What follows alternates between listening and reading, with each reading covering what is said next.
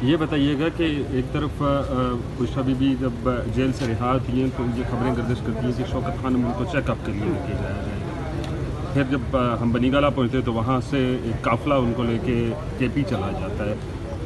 Medically कोई issue था जिसकी वजह से शौकत खानम जाना चाह रहे थे, और केपी जाने की वजह क्या? जितना मुझे पता है जी, इन लोगों को जिस तरह मैंने आपको बताया, उन्होंने कल दोबारा हमारे लोगों को अरेस्ट कर लिया है इस्लामाबाद से, हमारे 2 MPAs को भी। तो इनका क्या ही दीन ईमान है। तो ख़वातीन को, माजूरों को, बच्चों को, बच्चियों को, बूढ़ों को, किसी को नहीं छोड़ते।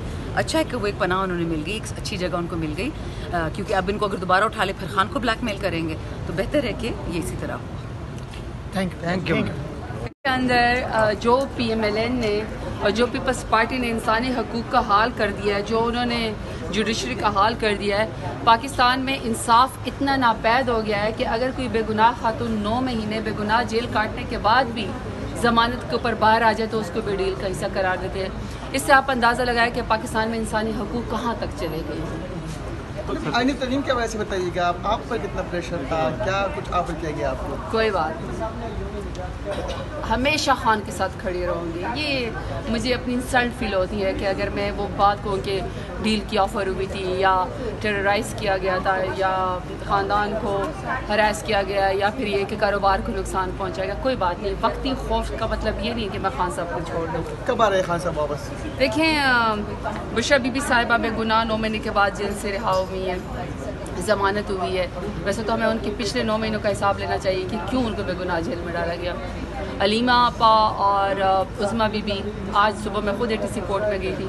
आज मेरे खुद वो सिंजानी उसके अंदर जो था, जो मेरे पर था कि शायद मैंने पता नहीं पुलिस के ऊपर दस्ते बमों से हमला किया है, उस केस में मैं आज अपनी उसके लिए गई थी, तो वहाँ पे उनकी भी ज़मानत हुई, बड़ी खुशी हुई है। अब एक होता है ना, जैसे इंसान को एक उम्मीद हो जाती है कि इंशाल्लाह अब खान साहब भी बहुत जल्द रिहा हो जाएंगे। और असल तो यही है ना कि खान साहब भी। अच्छा मैडम, जो नए चीफ जस्टिस काजी साहब नए चीफ जस्टिस के इंतखाब के अमल को लेकर क्या पाकिस्तान तहरीक इंसाफ सुप्रीम कोर्ट से कोई रुजू करेगी? देखिए, मैं आपको बात बताऊं, नए चीफ जस्टिस साहब का कोई कसूर नहीं है। नए चीफ जस्टिस साहब की अपॉइंटमेंट जो 26 आईनी तरमीम पार्लियामान के जरिए हुई है, उसमें अगर उनकी अपॉइंटमेंट हुई तो चीफ जस्टिस साहब का तो इसमें कोई लेना देना नहीं है ना। हम एज ए चीफ जस्टिस साहब उनको पर बिल्कुल भी कोई क्रिटिसिज्म नहीं करेंगे, कोई सवाल हम उनसे नहीं उठाएंगे। हमें 26वीं आईनी तरमीम के ऊपर एतराज़ है कि जिस तरीके से बगैर मुसव्वदे के न आपसे न हमसे अपोजिशन से किसी से शेयर नहीं किया गया, किसी कॉन्स्टिट्यूशनल एक्सपर्ट से नहीं किया गया, किसी फोरम पे वो मुसव्वदा नहीं पेश किया गया, और फिर लोगों की माँ बहनों बेटियों को अगवा करके पार्लियामान में रात को आइन को पर शबखून मार के उन्होंने ये 26वीं आईनी तरमीम पास की। हमें उसके ऊपर एतराज़ है।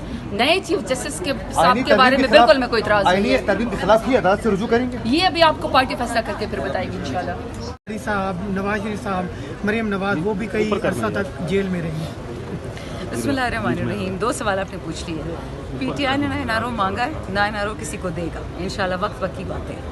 हमारा लीडर बेगुनाह जेल में था, उसकी बीवी बेगुनाह, उसकी बहनें बेगुनाह। उनको अगर रिलीफ मिल गया है अदालतों से तो अल्लाह का शुक्र है कि पाकिस्तान में अभी भी आपने वो देखा नहीं होता कि वो जो फिल्मों में होता है जस्टिस इज़ ब्लाइंड, वो पट्टी आंखों पे बांधी होती है ना, तो यहाँ पे तो पक्का ये हो गया कि जस्टिस की आंखें ब्लाइंड है।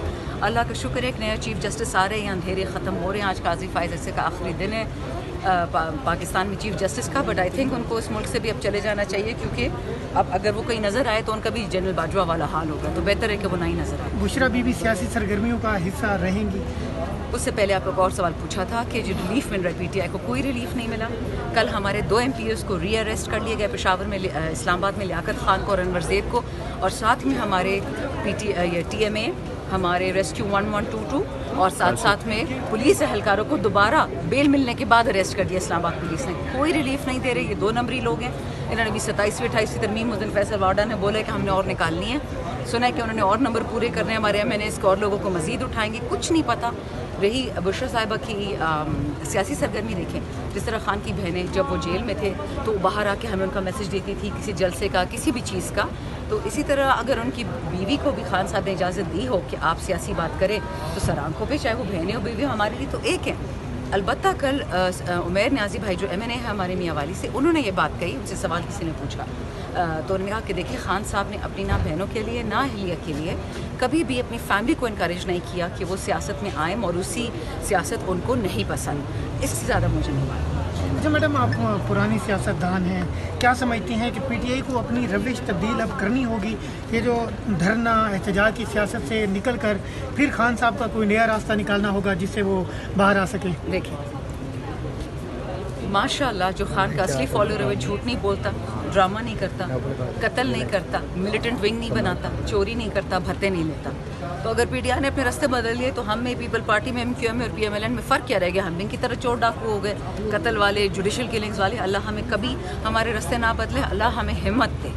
मार खानी है, गोलियाँ खानी है, खा लेंगे, लेकिन मुल्क को सही रास्ते पे लेके आना है। मैं हमेशा लोगों से कहती हूँ, अब लोग बोर भी हो गए इससे, बट आपके बच्चे जब बड़े होंगे ना उनको ये बात उनका होगा एहसास कि हमने पाकिस्तानी बच्चों के लिए वो पाकिस्तान छोड़ना है जो गरीबों का पाकिस्तान ना हो। एक मालदार तबका, एक बहुत बड़ा गरीब तबका और एक छोटा सा मुतवसत तबका। हमें सारे वतन को अपने पैरों पे खड़ा करना होगा, और वो तभी होगा जब इस मुल्क में इंसाफ होगा सबके लिए, सिर्फ मालदारों के लिए नहीं। ये बताइएगा कि एक तरफ बुशरा बीबी जब जेल से रिहा होती हैं तो ये खबरें गर्दिश करती हैं कि शौकत खान उनको चेकअप के लिए लेके जा रहे हैं। फिर जब हम बनीगाला पहुँचते तो वहाँ से एक काफ़िला उनको लेके केपी चला जाता है। मेडिकली कोई इशू था जिसकी वजह से शौकत खानम जाना चाह रहे थे, और केपी जाने की वजह क्या? जितना मुझे पता है जी, इन लोगों का जिस तरह मैंने आपको बताया, उन्होंने कल दोबारा हमारे लोगों को अरेस्ट कर लिया है इस्लामाबाद से, हमारे 2 MPAs को भी।